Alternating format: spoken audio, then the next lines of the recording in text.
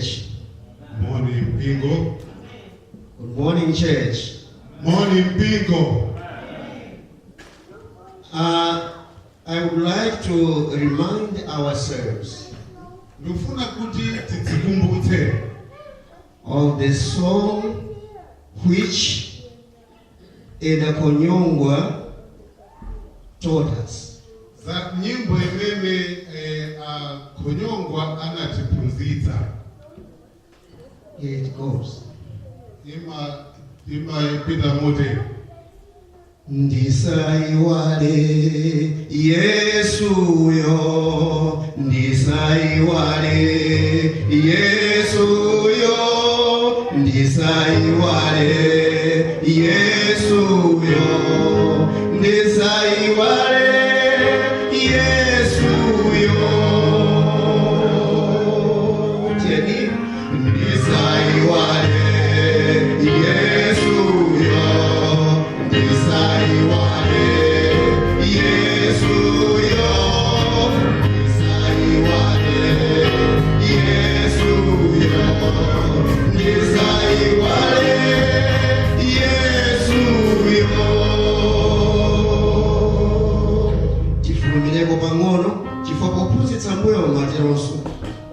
Tifulumileko pang'ono. Ndisaiwale Yesu yo. Ndisaiwale Yesu yo, ndisaiwale Yesu yo, ndisaiwale Yesu yo,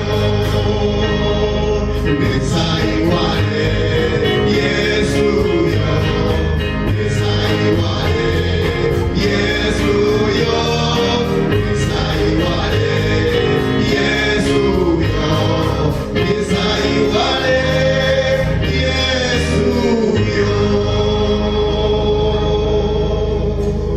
Amen.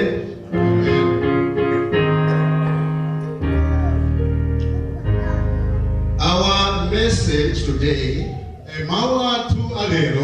is based on Matthew 19, akutokera pa Matthew chapter 19 verse 16 through 30. kuyambira ndime ya 16 kukafika pa 30. It's about the rich young ruler. Ndizokuzana ndi mnyamata wa chuma. But the topic of our sermon from this passage is Koma mutu wa ulaliku ndokuti what keeps you from following Jesus? chimene chimakulepetsa inu kumutsata Yesu ndi chani?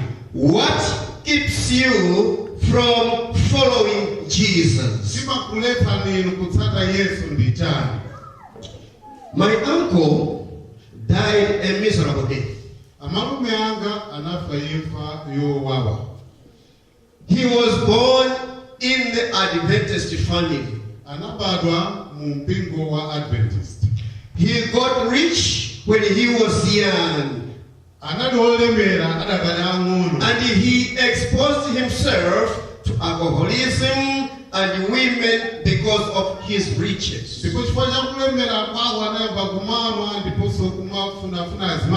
Resultantly, he got sick from tuberculosis, which claimed his life later. Prior to his death, the hospital advised him to stop drinking alcohol. When he got discharged, he called the pastor so that he can be reinstated into the church membership. The pastor advised him to divorce other two wives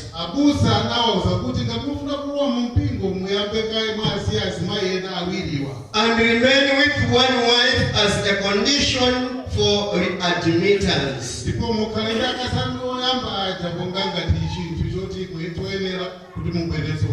This did not go well with him. And he cursed the pastor for asking him to do something which he was not ready to do.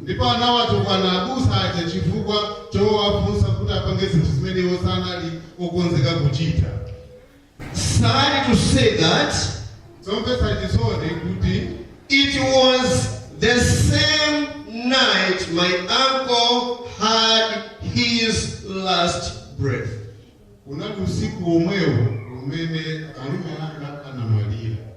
He died without surrendering his life to God. He loved his luxuries and his riches better than he loved Christ.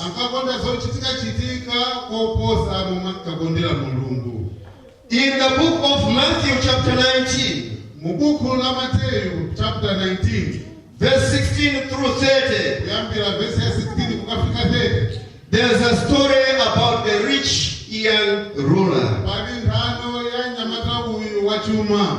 But before that, abundantly every historical testimony ascribes this gospel to Matthew.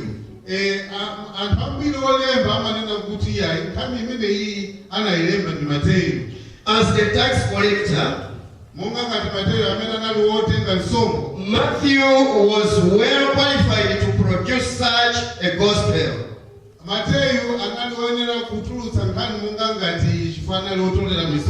His business knowledge of shorthand enabled him to record fully the discourses of Jesus Christ.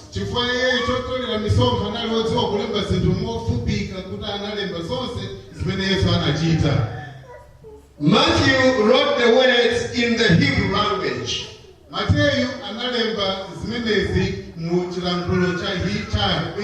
These many different people interpret in the way they understood.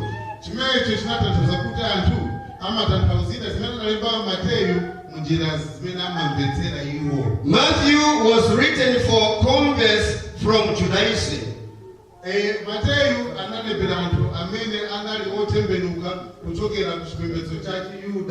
There is more frequent use of Old Testament passages.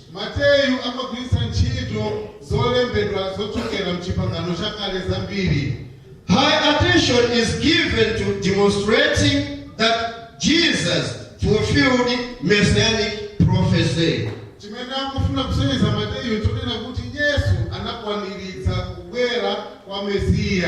Jesus was depicted as Israel's Messiah,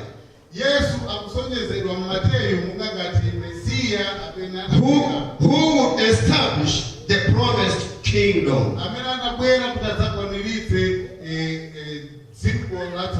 Now let us come to the rich young ruler story. In verse 16, it says, one come to Jesus. One come. Instead of one, the Slavonic version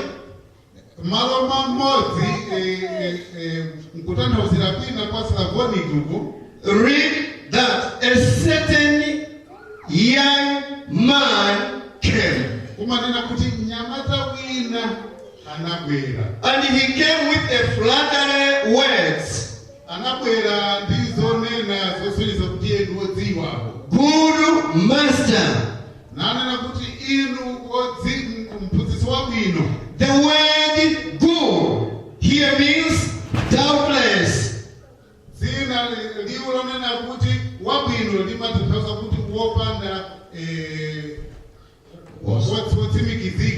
Most excellent. Referring not so much to the moral character of Jesus as to his character as a religious teacher.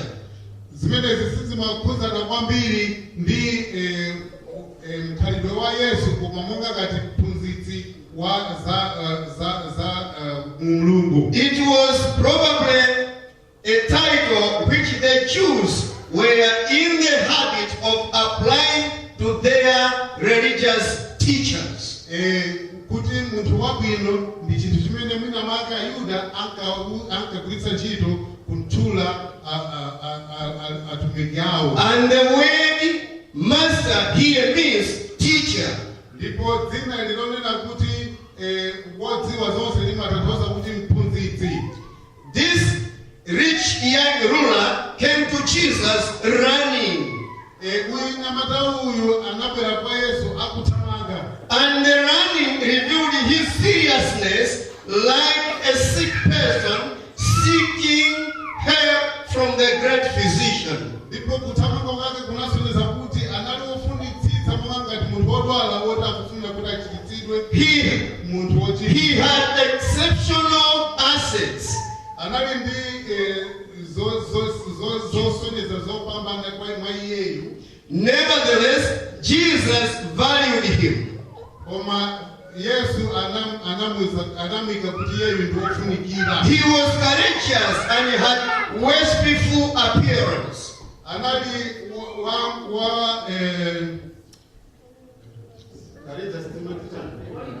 walimba mtima. He went down on his knees before Jesus and pretended to be humble. Ndipo anagwada pamaso pa Yesu naonetsa ngati anali wodzichepetsa. Which was contrary to his true behavior. Because he felt superior in his heart. He valued so much his possessions than Jesus. As a result, he did not recognize Jesus as the only source for his redemption. He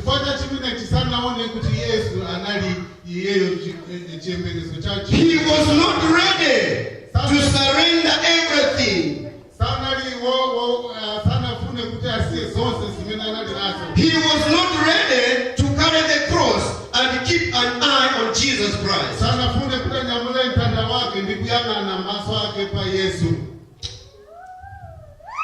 Jesus was the source of everlasting life. Yesu anali muntu amene anali wopatsa moyo wosatha. Due to the response which he got from Jesus, chifukwa cha momwe Yesu anamuyankhira, he distrusted Jesus and left from his presence grief-stricken. Sana mkhulupirire Yesu ndipo anachoka pamaso pa Yesu ali ndi maso oyang'ana pansi. And that was the end of his life history. Brethren, we all grip onto our possessions that prevent us from following God.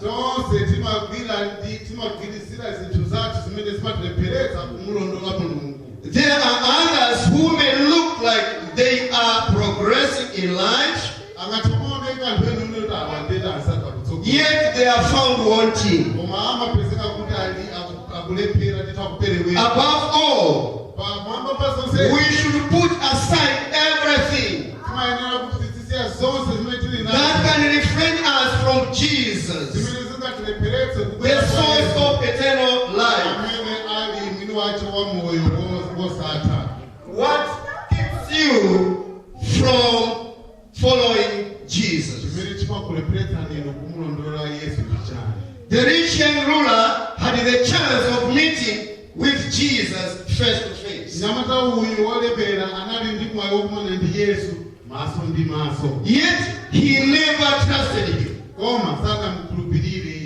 This same Jesus who gave life to Lazarus,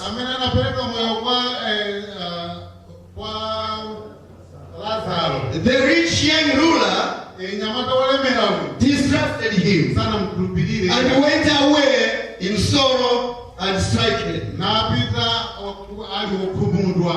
This was the same Jesus who saved Mary Magdalene, amene anampulumutsa Mary Magdalene from the people who were ready to stone her to death. anthu amene analokonzeka kuti amuponye ndi miyala. Jesus forgave her Yesu anamukhululukira and let her go back with an admonition to sin no more. namuwuza kuti apite asakachimwenso. In fact, zoona unrepented sin, chimo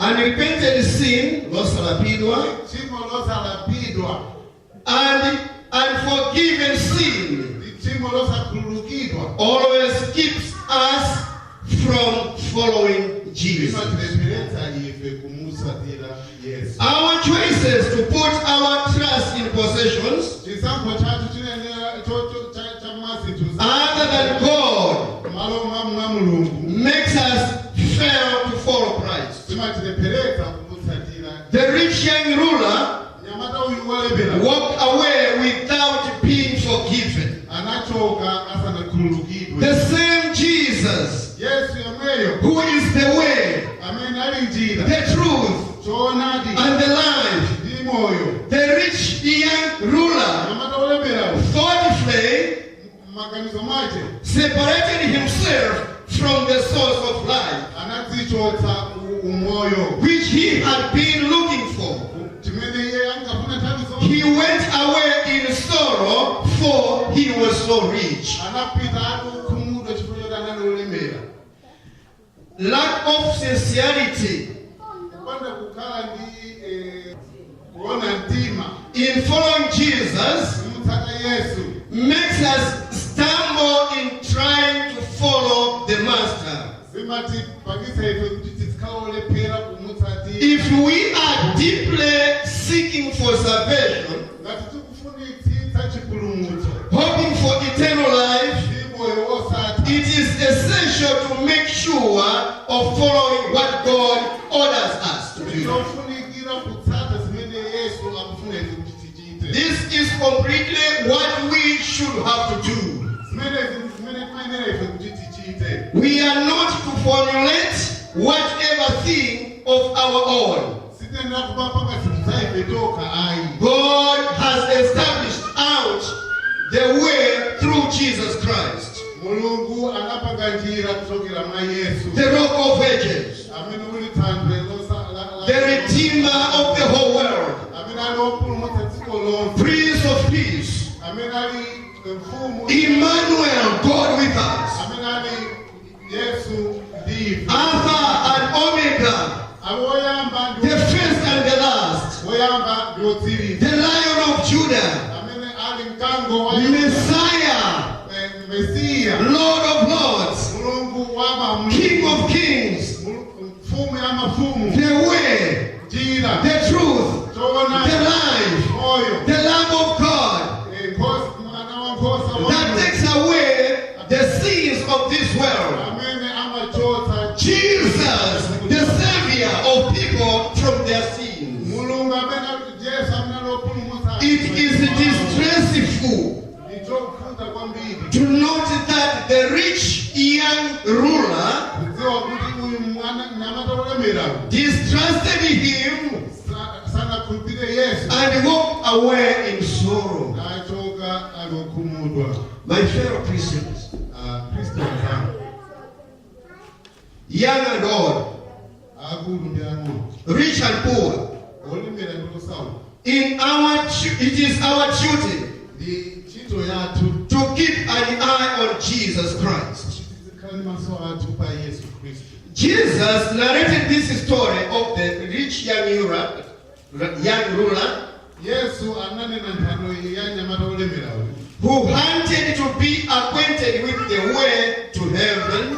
amene ankafuna njira yopita kumwamba. But when Jesus communicated to him to sell his possessions Koma pamene Yesu anamuwuza kuti akagulitse zinthu zake and share the proceeds to the poor, ndikukagawa ndalamazo kwa anthu osauka, he went back home with sorrow anapita ku nyumba yake ukhumudwa because he loved his possessions chifukwa anakonda zinthu zake zija than doing God's will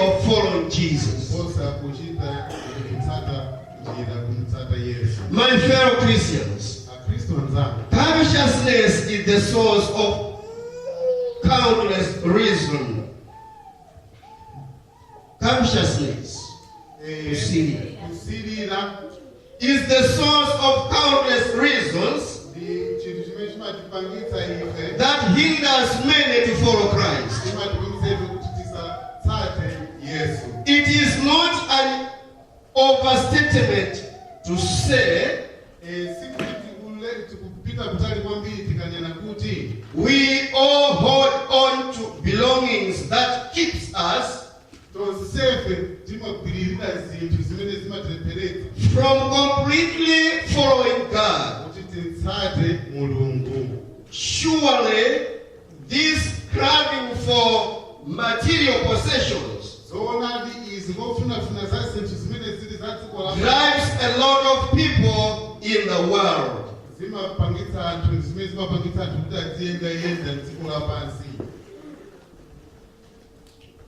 What did the young ruler lack which made him walk away in sorrow? Kodi chimene uyu nyamata wolemera yanalibe chimene chinapangitsa choka ukumudwa chinali chani? Just picture how the Redeemer would spot the young man's expressions. Takanizirani momwe uyu mpulumutsi angathe kuonera zimene ankaonekera nyamatayo. As one by one commandments were compared upon his sense of right and wrong. Momwe malamulo limodzi ndi limodzi ankatchulidwa kusonyeza kuti amadziwa chabwino ndi choyipa. And he simply answers, Ndipo akunena kuti all these things have I kept from my youth, for my youthful. malamulo onsewa ndawasunga kuyambira ndili mwana. What lack I yet? Chimene ine ndikusowa ndi chani? Openly, Jesus knew Yesu anadziwa kuti that the treatment of commandment will not work. anadziwa kuti akiyingani ya malamulo ithandiza iyo.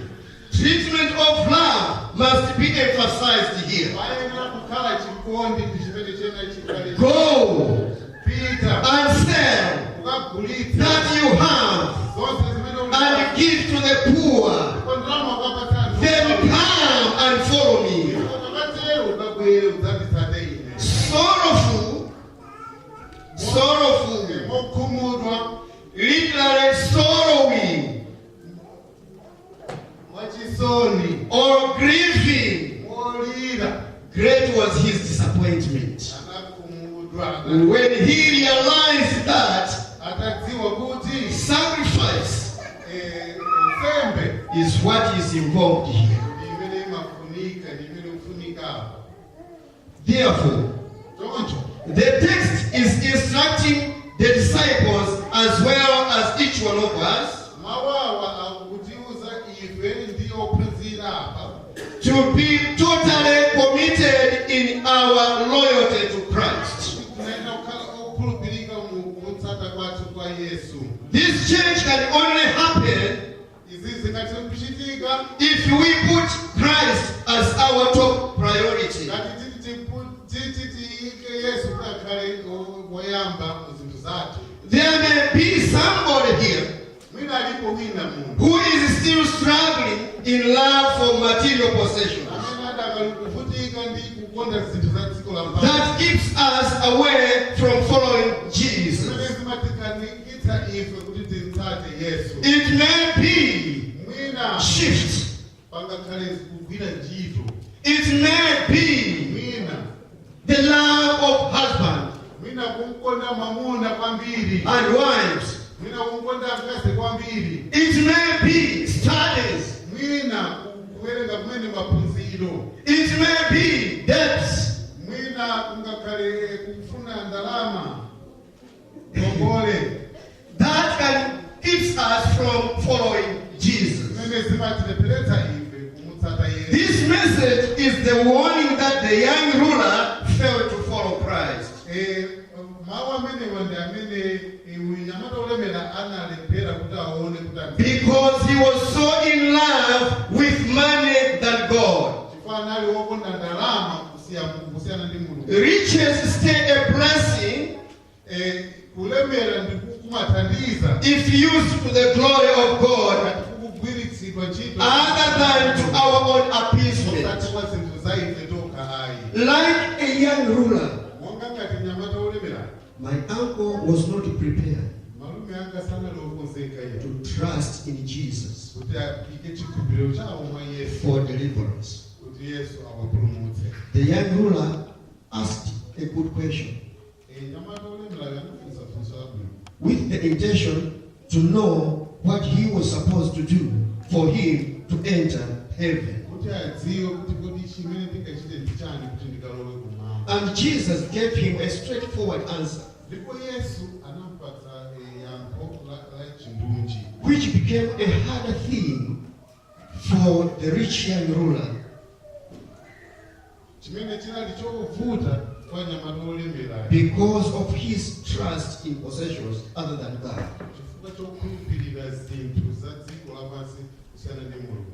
My uncle Malume anga knew the right thing to do, anadziwa chofunika kuchita, but his love for the wives and other bad behaviors, koma chifukwa chokonda azikazi awo ndi zinthu zina zoyipa, my uncle stuck to his worldly pleasure other than God. malume anga anakonda zinthu za dziko lapansi kusiyana ndi Mulungu. My fellow Christians, Akristo anzanga, Christ is the fountain of spiritual life to those who surrender all and begin to follow Christ. Yesu Kristo ndi amene ali chitsime cha chipulumutso kwa anthu onse amene akufuna kumutsata. He bids us all by saying, Akutiuza ife tonse kuti come bwerani and follow me. mudzanditsate ine. Come Bwerani and follow me. mudzanditsate. Come Bwerani and follow me. mudzanditsate. I say, come Bwerani and follow me. mudzanditsate. Come Bwerani and follow me. munditsate. What keeps you from following Jesus? Chimene chimakulepheretsani inu Come. kumutsata njani? Bwerani And follow me. munditsate. Come. Bwerani. Come. Bwerani. Come Bwerani. and follow me. Bwerani munditsate.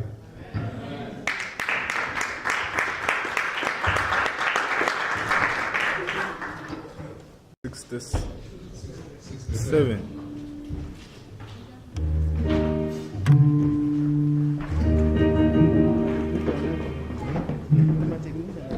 Hey.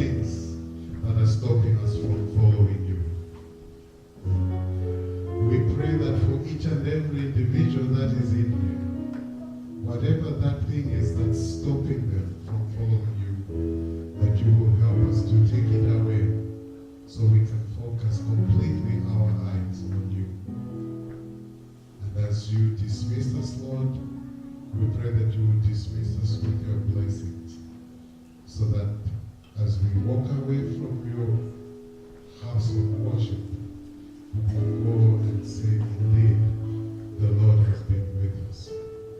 Be with us till another week, for we pray. In Jesus' name. Amen.